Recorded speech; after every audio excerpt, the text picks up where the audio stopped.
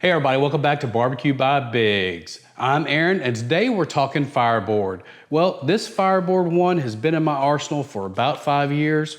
It's time for an upgrade.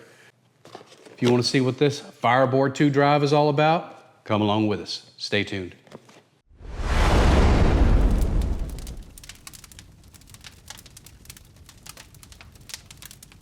So why did we go back with FireBoard? Well, after 5 years of success, why not? Plus, it's made, put together, and everything is done there in Kansas City. So if you think about what pellet grills out there or what manufacturers out there are manufacturing these controllers that are all American made, there's not very many of them. And if you think about the well-respected pellet grill manufacturers out there, what controller do they have it? Think about Yoder, FireBoard. Think about the Lone Star Grillz pellet grill, which is the top rated out there right now, FireBoard. So that's why we went with FireBoard and why we're going with the FireBoard 2. So now I'm gonna bring you down here and show you what's in the box.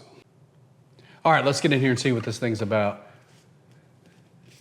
A little notice about it being weather resistant, not waterproof. That's something, a lot of little things. Got the user manual. And then we got the FireBoard. The main difference of this is, one, the big display. We'll talk about that here in a minute, but it's also kind of weatherproof. It's not waterproof, but it's weatherproof. Same thing with my one, and you can see the difference between the two here. My one had to have this case on the outside of it to keep it weatherproof, where this one is already that way. Also, if you look, the screen on this one, the little bitty screen here, then you have this big O screen here. So quite a bit of upgrade there. Again, this one still works, so we'll use it to do something different. So you got the FireBoard 2 drive. Comes with a couple of temperature probes. And it also has the pit probe and a pit clip, a plug-in, and a USB-C. So some of the differences between this one and this two, this one had the small screen, this one has the big screen.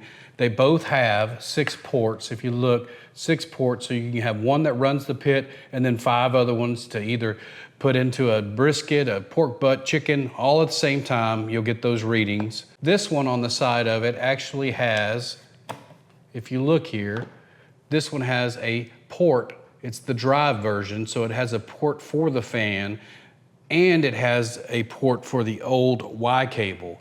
This one you had to have a Y cable, this one you do not.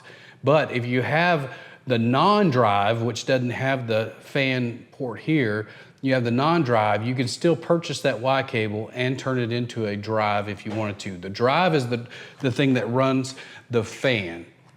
So if you don't need fan and you're just using it for the thermometer side of it, you can get this normal one. And if you get the normal one and you end up picking up a pit that you can put the drive on, you can definitely buy the Y cable.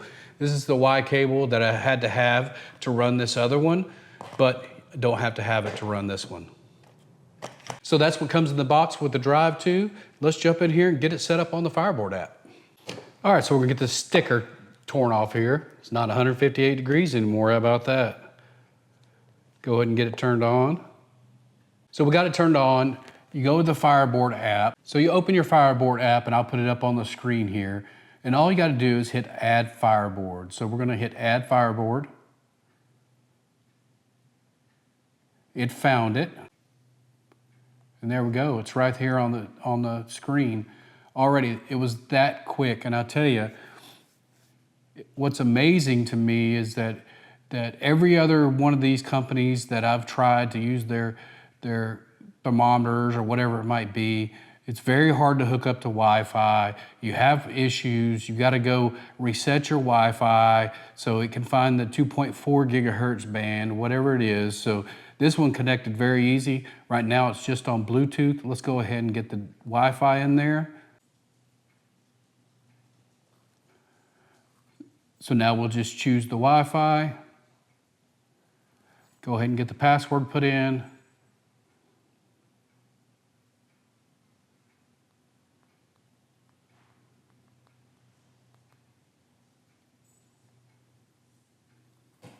hit connect.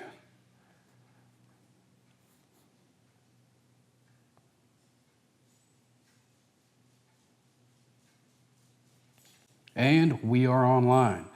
At this point, as you look, it has the FireBoard drive name, G42, G7, G6. You can change that name. You just hit change device name. This FireBoard we will call the Barbecue by Biggs. Done. And now at the top we have Barbecue by Biggs.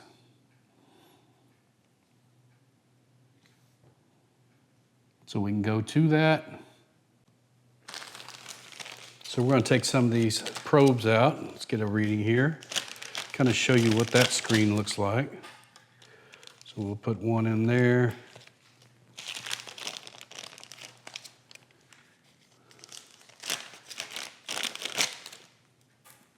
Put one here.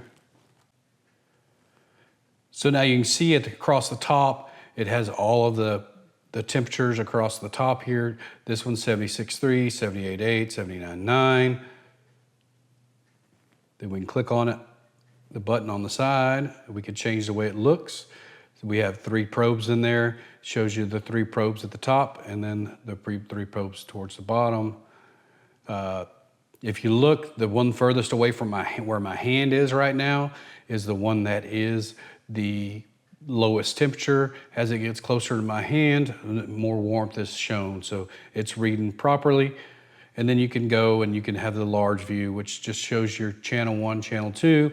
So if you just want to see the pit, or if you want to see just maybe the brisket that you got on, has a big display on it. And then it'll also show you the last few minutes of what your temperatures have been doing on a graph.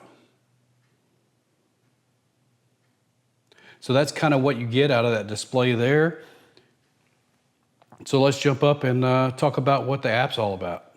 So not only do they have a cool looking thermometer and display and everything else, but I tell you, where they sold me is in their app. There's probably quite a few things in here even I don't know how to do, but one of the things I do use a whole lot is alerts.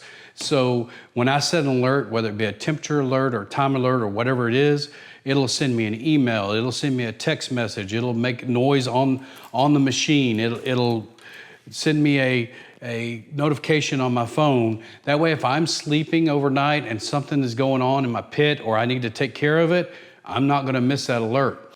You could make it where it does it every 20 minutes to let you know. You could do just about anything in the app that you want to do as far as alerts go. The other thing that is really neat, especially with my Lone Star Grillz Mini, if I go into a pork butt cook, for instance, and I want to cook that pork butt at 225 degrees until the internal temperature reaches, let's just say 155 degrees. When it reaches 155 degrees, I want that thing to come up to 300 degrees and to kick it back to 225 after I get to 185 degrees. What does that do for me? Well, it gets me through that stall if I'm trying to get through the stall, but it has so many features where you could tell it, you know what, when it reaches 190 degrees internal temperature, cut it off and hold it at 180, and it'll do it. My Lone Star Grillz Mini holds temperature really too well sometimes, so some of these features I don't get to realize, but let's say you have a Kamado or you have something else that you're using this on, it would work great for that. Let me show you what that drive program is all about. So once you have the app open, you just go and you go to Programs. On the programs, you just hit Add Drive Program, and then you could choose. You have a time, you have a temp, or a custom one. Let's look at the time one. So on the time one, if you look on this one, I can run 225 degrees for an hour, or I could change that to whatever I want to change it at. Let's say I want to do 225 degrees for 4 hours. Also, I want to bump it up after 4 hours. I want to go to 300 degrees until my channel 2 is at 190 degrees internal. Or I could do a duration there too. Maybe I just want to do it for 2 hours, whatever the case might be. And let's just say add a step. Set point temperature, we're going to go to 180 degrees and done. So for this cook, we would do 225 degrees for 4 hours, 300 degrees until the target temperature reaches 190. When the target temperature reaches 190, we're gonna hold it at 180 until we take it off. So that's your time program. You also have a temp program where you can, hey, I wanna hold this at 250 degrees for however long it is. There's unlimited possibilities with these drive programs. You'll just have to play around with them. We've done several of them and they work very good. One of the coolest things also is it keeps all your sessions. You can go in your session. If you look at this session that we're doing now, you can put notes in here. So this is a chart for the channels that we have right now, but you can add notes in here. You could go and you could put whatever you wanted to on it. You could take a photo, let's say at 4 hours or whatever the case may be. That way you can keep up with, you know, what did I do on that last cook that turned out so well? And this thing really helps you dial in that. It also has where you can see your channels live on the app. You can also log in on a computer and see that live. What I like to do is screencast this onto my big screen TV that's out by my pit. That way I can see what's going on without having to go look at my phone. And yeah, it does quite a bit of things. We've really enjoyed the FireBoard 1 for the last 5 years. And I tell you, I can't wait to put this one through its paces. If any of you are interested in what this is all about, what it costs, whatever, I'll leave links in the description down below. And if you want to see some of the things that we cook on it, make sure you hit that subscribe button and we'll see you guys next time.